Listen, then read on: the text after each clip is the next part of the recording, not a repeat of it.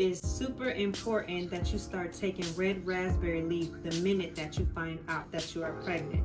There's this big misconception that you have to take red raspberry leaf in the 3rd trimester and not before, because red raspberry leaf is known as the woman's herb. So it's going to strengthen, tone your uterus and your womb and provide that area with so many nutrients and oxygen. I've heard women even say that red raspberry leaf can cause miscarriages, and that is absolutely incorrect.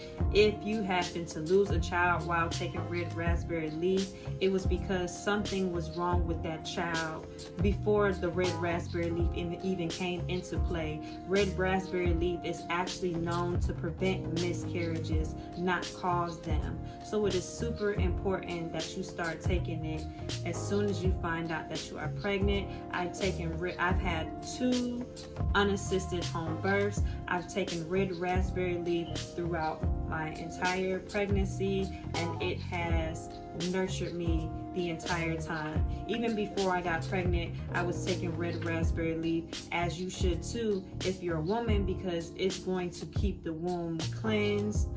It's going to provide it with the nutrients and minerals it needs to thrive. When your womb is not in balance, your life is out of balance.